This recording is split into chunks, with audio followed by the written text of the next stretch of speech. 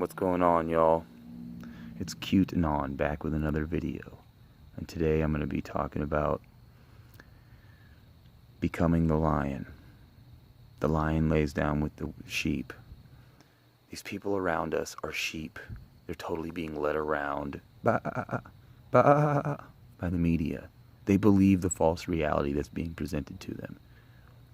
You have to be the propaganda version of Captain America, the peak of American freedom, defending freedom, and America the beautiful. I mean, they use propaganda.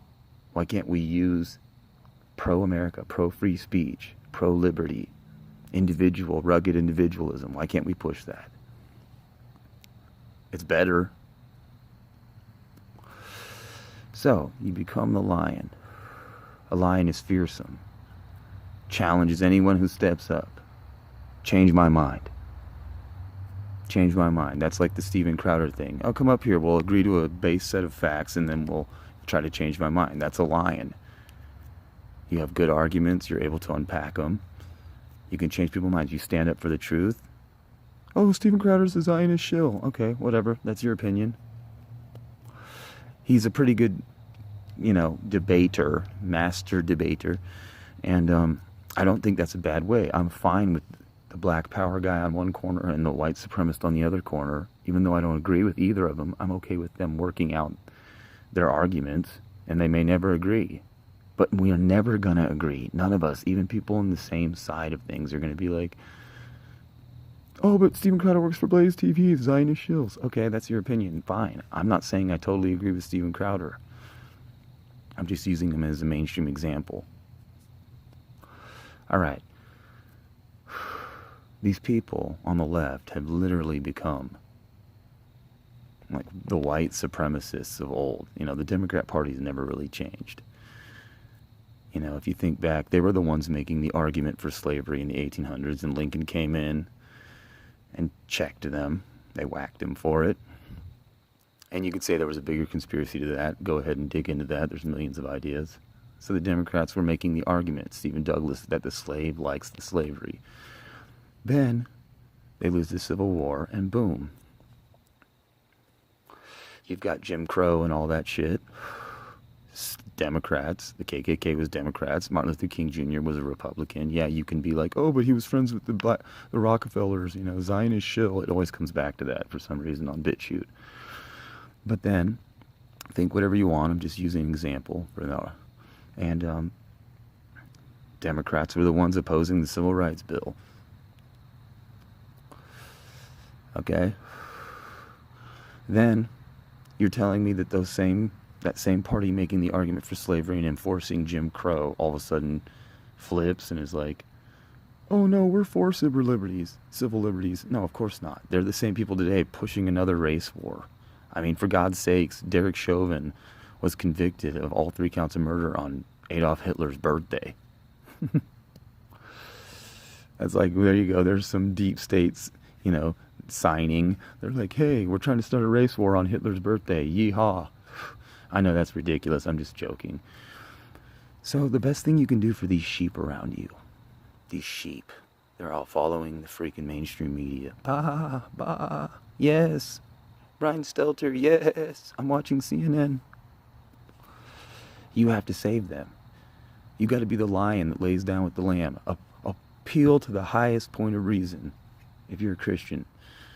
If not, if you, whatever. I mean, do what you want, but that's the point. Free speech. There is no line. Anything's permissible. Any speech is permissible. Except for the, fire in a crowded theater. Screw, whatever, of course.